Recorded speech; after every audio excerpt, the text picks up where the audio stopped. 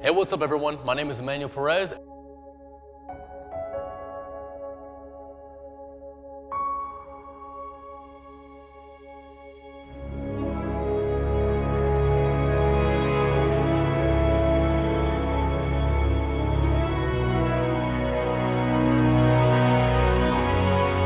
I am becoming a movie star.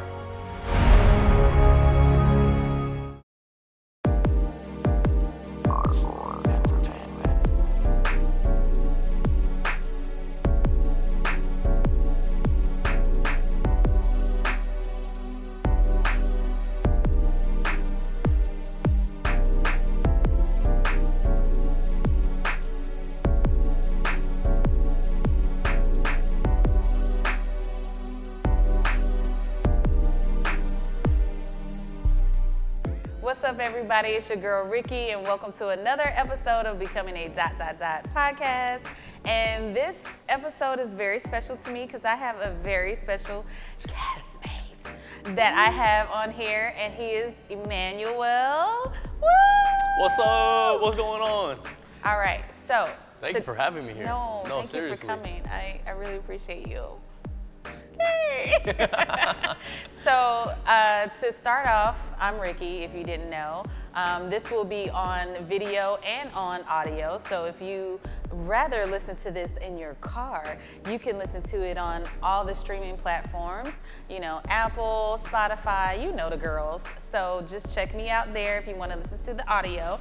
But Becoming a .podcast is doing a video series, and this is Becoming a Movie Star with Emanuel. And a little backstory behind this is we met at Disney.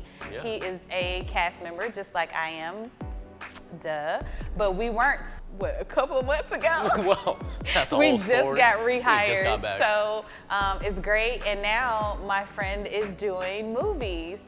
So It's yeah, kind of crazy, kind of wild. It's wild. But let's start off with just tell us about yourself.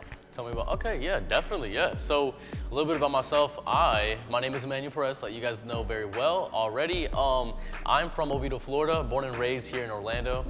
So, you know, natural Floridian, native Floridian.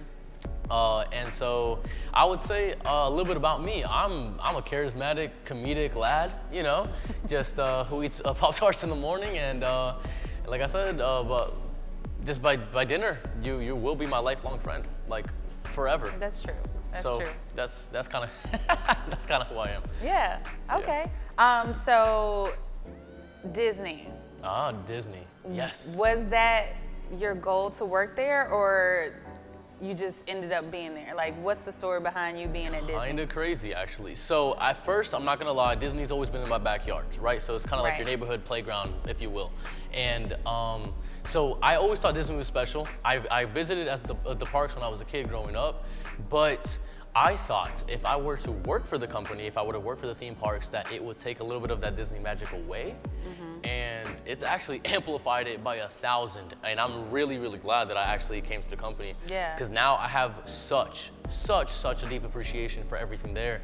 And it's such a fun time. It's great people. I've met and had the best experiences of my life in Disney.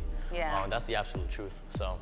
Yeah, I can say when we had to turn in our uniforms and stuff, I cried. My heart broke. Yeah, I didn't know I was gonna feel those emotions, and when it happened, I just like, it was tears, and I was like, oh my God. You and me both. Like, this is it. This is the end of my Disney career, but it wasn't, because we're back. We're back. We're back. You know, it's kind of crazy. You never know what you have until you lose it. Yeah. You know, and it's one of those things. Disney was definitely that for me too, where I was like, wow. Like yeah. I've been here, and I've appreciated it the entire time. And then when we lost it, I was like, oh my God, like this is real deal, like a part of who I was. Yeah. Part of who I am. Yeah. Because even seeing y'all online and just seeing y'all, and I was like, I can't hang with y'all. Like, I mean, I can, but also it's just like, we're not working together as a group and just being together, and it was a lot, but. So yeah. Yeah, but now we're back, so I'm so happy. I woke up my entire household when I got the phone call. I actually screamed. Like I was like so hype. Yeah. So ecstatic to be back. So Yeah, I couldn't believe it when I got the call and I was like, excuse me, what? Hello? Hello? You talking to me? Oh, okay. So during the lockdown, is this when you decided to become an actor, or like what happened during the lockdown?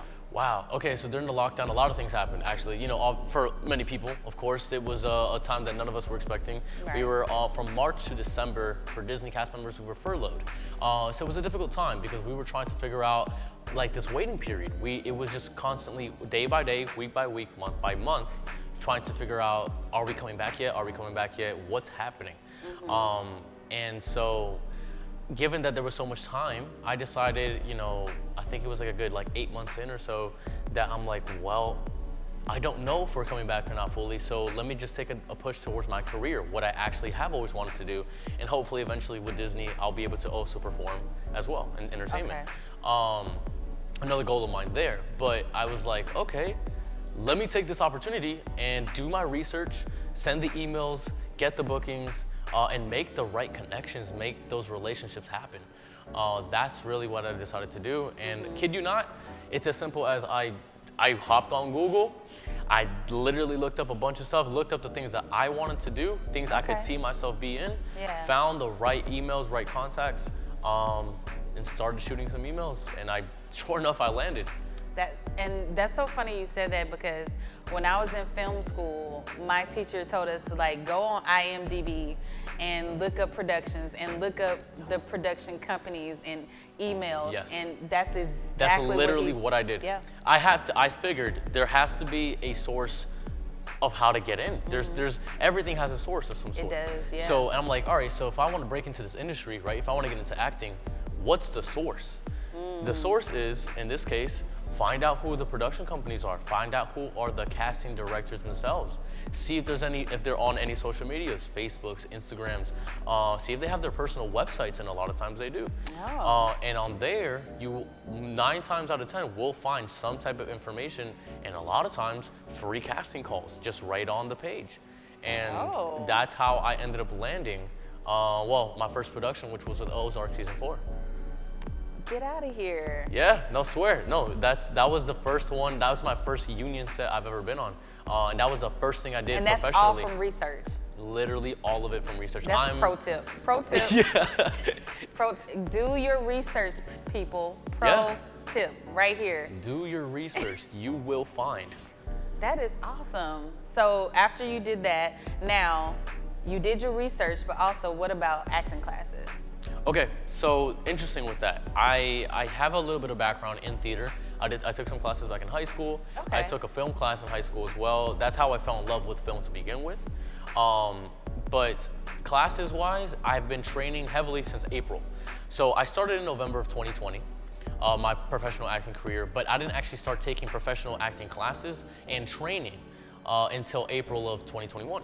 Okay. So my coach, her name is Ashley Ann Wood. I love Ashley. Give her a little shout out because she's amazing. She's based out of here in Orlando, Windermere area. Okay. I train every single week with her, and then every other day I'm not training with her, I'm training on my own. Reading monologue scripts, all the above, screenplays, and straight up watching movies and film, and TV shows, because That's how you learn part your of your craft. research. Yep. Yeah. So that's really how that happened. But that's what I do. That's what I do day in, day out, even on my tired days. Yeah, because you have, in order to learn your craft, you got to research it, you got to practice, you got to do it. That's it. You have to. Yeah. You have to. I mean, listen, like everyone knows, the industry is saturated, but don't get me wrong. Like any other industry, we have a ton of people that are in it. In order for you to stand out, you have to do a little bit more. And be at the right place at the right time is a lot of it, for sure. Making the right relationships is the most important part.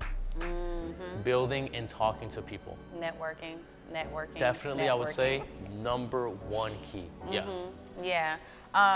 So with that being said, so we know you got on Ozark. Yeah. So what other films are you working on or have done? Well, from what I can that talk you can about, talk about, we can talk about. I know, NDA forms, those are things that, certain things we can't talk about. But for sure, we started off with Ozark season 4, like I said. Okay. I got a good featured role on there. I actually popped up on the newest trailer. the Ozark trailer. Yeah, that's right. Yeah. You showed it on your YouTube, right? Yeah, on my YouTube, my Instagram. That's it. And I'm not gonna lie, I woke up, so the day that they released it all, it was Netflix doing their big event, was showing all the new stuff coming out. I didn't watch it on the day of, I watched it the next day. I knew that they had the event, but I was too busy, I was doing some stuff. And so I woke up the next morning and I was like, yo, that's right, the Ozark trailer came out. This is the first footage for the next season, so let me see what they have going on. Yeah. Sure enough, within the first 10 seconds, I popped there with Felix, or Navarro, as everyone knows in the show. Yeah. And oh my God, I went crazy. I went like... You're on the trailer. All the pillows in my bed, I was just literally throwing things. I was so happy. Yeah. I was so happy. That's awesome. Am happy, God. Like I wasn't expecting to be on the trailer. I knew I was in the show. The trailer, that was an added bonus. Yeah, that was crazy. That's great. So yeah, Ozark. I did SpiderMan, of course. That's what we're here. Talk a little bit about that, and then I also did Miss Marvel, the new Disney Plus series that's gonna be coming out, debuting early 2022. So I have a co-star recurring role there, which is really awesome. I'll be on episode 2 and episode 6.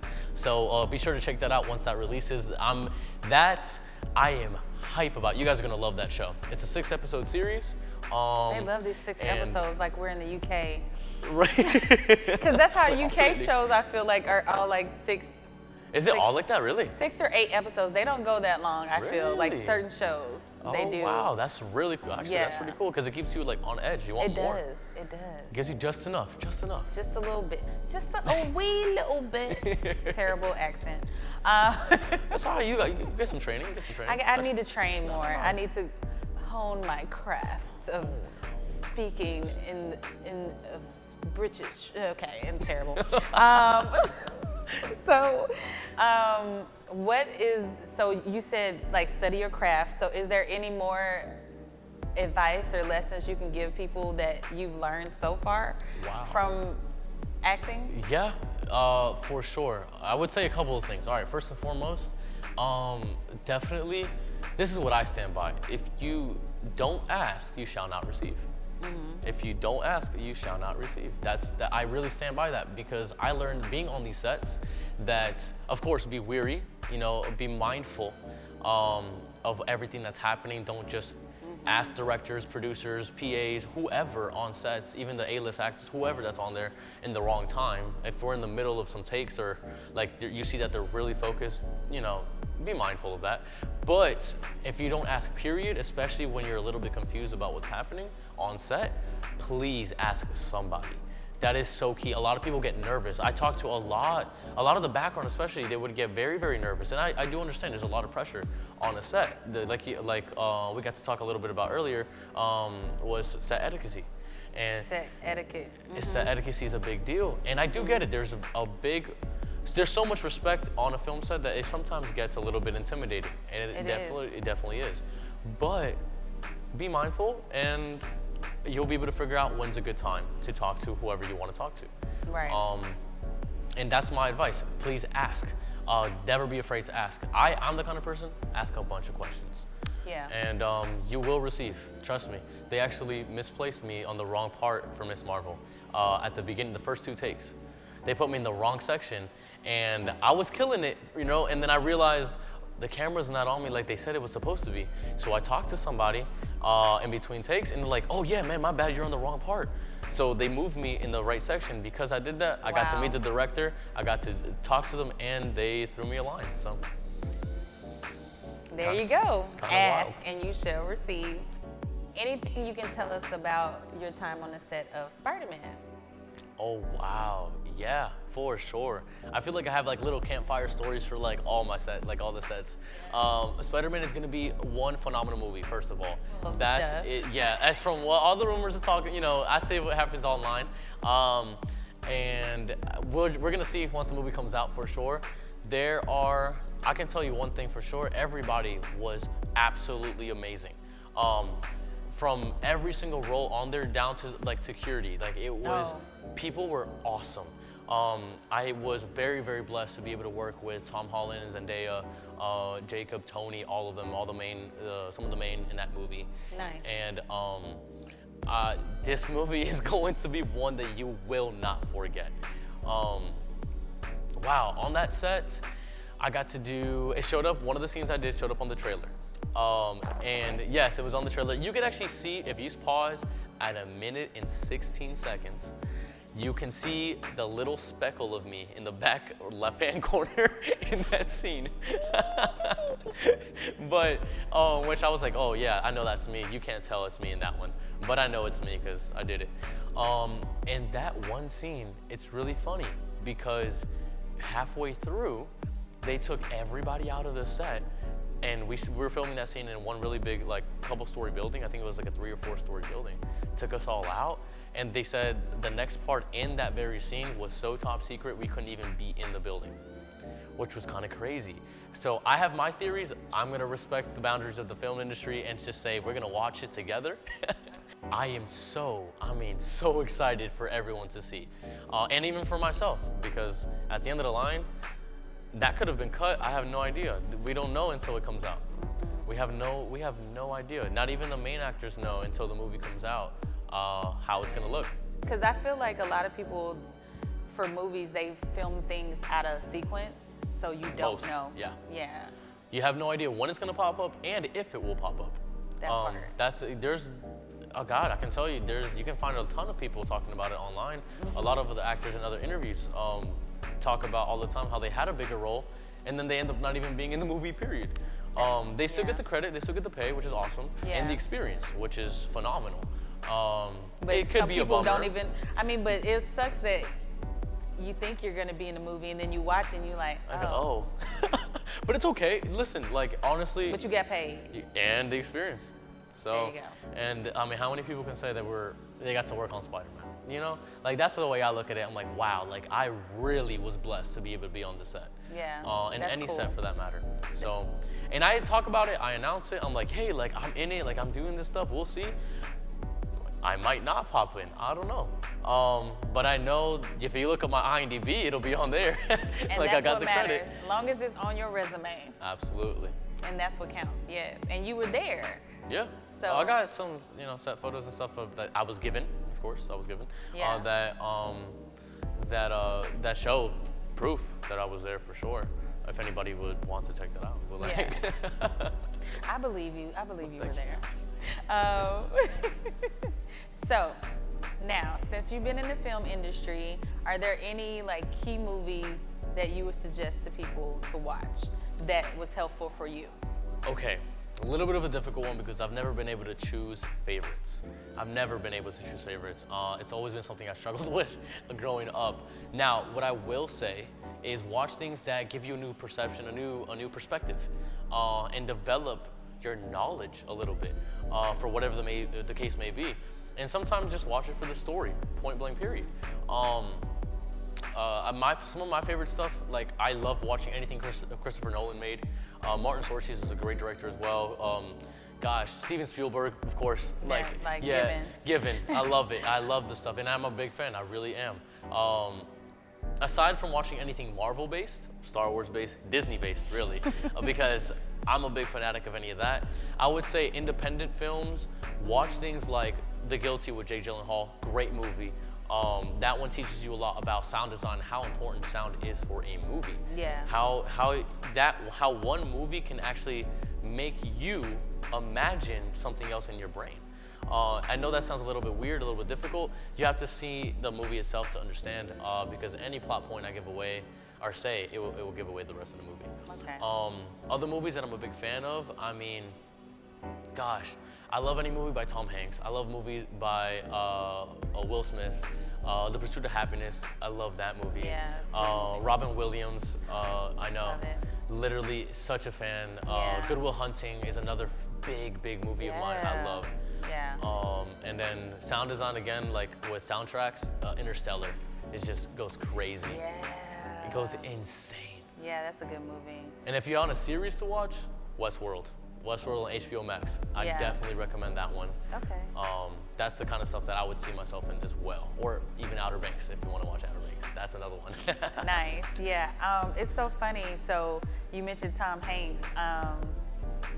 Toy Story at Disney. Yep. So when we did when the new Toy Story, the last one that came out, number 4, I worked production on that for Disney Broadcasting. Wait, no way. Yeah. Oh, So what? I was there for Toy Story. Look at her. Maybe she should be the movie star. What are you talking about? You should be in this seat. And no, because the funny thing is, they were like, hey, somebody needs something on the set. Okay. Because, they did a whole new thing where they brought all the actors from the movie. Yeah. So I'm walking around the corner in Toy Story Land. Are y'all listening to this? And I hear Tom Hanks' voice. No And when way. I tell you, I completely almost fell out. Because I was like, oh my God, that's Tom Hanks. It was ridiculous. And I walk in there and I almost fainted. Because he was I turned the corner. When you cross over from, exactly what I'm talking about. Exactly what you're talking about. Backstage behind. By Royal. Yeah. He was there. And then they brought in this bus. So then we're just standing back there. I'm trying to play cool. Tom Hanks is over there just talking. Cool. There's a bus. The bus opens. You know who walks out? Keanu Reeves. You're lying. In slow motion. I What? swear, probably not. I don't know. He always walks in slow motion. But it was in slow motion to me, and he just walked out. No, that's him as so naturally. cool. Yeah, he's naturally slow motion. He literally came down, and he just walking across. I'm like, oh my hi, God. Keanu. And then the tears. I was, and my supervisor was like, play it cool, Ricki, play it cool. And I'm like, yep, it's only Keanu Reeves. It's fine. Absolutely. He's It's just fine. right It's there. fine. It's fine. But yeah, so that's my little brush with That's cool. celebrity. Wait, that's actually really cool. I really hope to meet him and Tom Hanks one day. I would hope to work with them one day. Oh, That's I would my love biggest to thing. work with Tom Hanks. Gosh, that's a dream for sure. Yeah. And it's crazy how you say it like that because I'm not once a fanboy over anybody really. Yeah. And Until you meet them. And then, right, it's Tom Holland was the only one that I was kind of oh snap, I'm in the same. I'm working with the I would kid. have met Zendaya. Yeah, Zendaya. Ooh, let me Zendaya tell is you. everything. Ha. Just saying. Yeah. I watched what's the one on HBO? The Euphoria. Show? I love Euphoria. That was so good, and I did not see her playing that. And when I watched it, I was like, this is really good. I like her range. She's really good. She's phenomenal. Yeah. I mean, really incredibly so talented woman. She's really in it. I love her. I love everything she does. Yeah. So yeah, that's it's funny you say that like that because I had a moment too, even on set, where I was like, bro, keep it cool. Right. There was one moment where he accidentally he bumped me. In the middle of the scene, in the middle of the scene, and he started apologizing to me, and I was like, I didn't actually get to say it, cause I was just so flustered, but in my mind I was like, no, bro, if you want, push me, I don't care, I'll roll over, I'll do something for the scene, that's okay, that's cool. I'm like, oh. I'm like, all dramatic. Yeah. Yeah, no, it's cool. That's fine, man. And I just thought it was so humbling for him, and so cool to see, because I'm like, wow, at the end of the day, we're all just people. We're all just people, and we're all just having a good time and having fun doing it. And that to me was so cool to see. I was like, wow, all right, you're actually a human being. It's a. That's yeah, right. I'm so used to seeing them behind the screen, but these are all real people, you know. Right, doing the same thing you're doing. Yeah, literally. Yeah. Crazy. So I have a fan question for you. Oh. You ready? Okay, let's hear it. Pop-Tarts. Why Pop-Tarts? So, Pop-Tarts. Let's discuss. The best one, strawberry. After that, strawberry milkshake. And why? Because it gives you all the energy you need. Forget caffeine. Forget coffee. You don't need that in your life. No. Pop-Tarts. This is not sponsored by Pop-Tarts.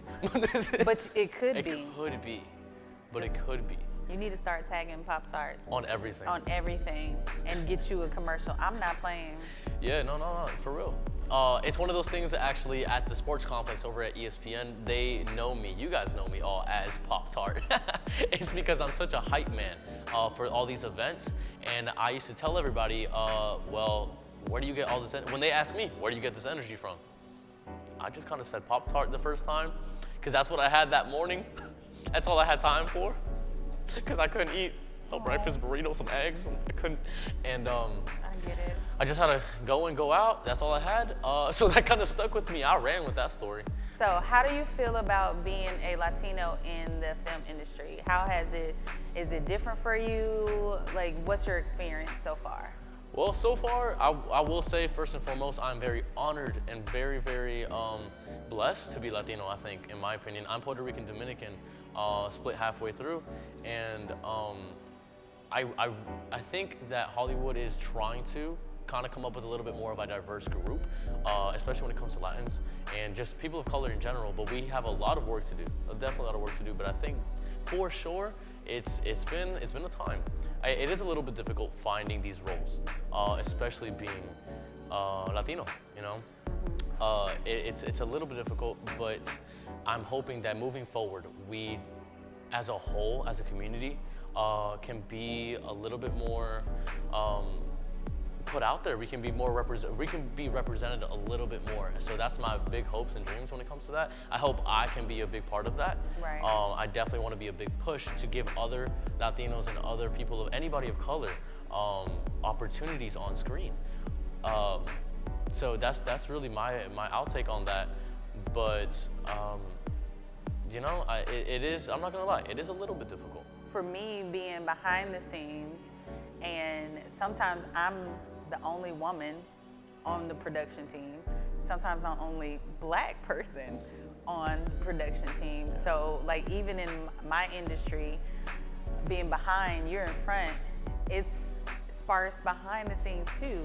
Like going to California and going to like, I went on The Price is Right and the James Corbin show. It's awesome. Mostly like male. Yeah. White male. It is, and it's the truth. That's the demographic. That is what. Yeah, you're and absolutely even behind right. the scenes, like females, we're doing like different things. It's not production stuff. It's maybe one or two females, period. Women of color, that's hard. That's tough. That's even hard. harder. Like I see more rare than anything else. Yeah. Like so, I mean, definitely when I start my production company, I want like a women-based company, but also women of color. That's awesome. That's what I really want to do, because I want more women to know, hey, you can do this. Like it's not just for men. It's fun. It's a lot of work. You do have to have some lifting that you have to do, but for me, it's fun. So, and I want to get more girls, women into the production and learning that they can do it. That's the thing, and I want, especially at a young age, I would hope, I know for sure, like based off of what you told me, that's a big aspiration of ours, that I would hope that kids growing up can look at this and be like, yeah, I can do this. Yeah. I can like right now, I'm really proud of what the Asian community is doing right now.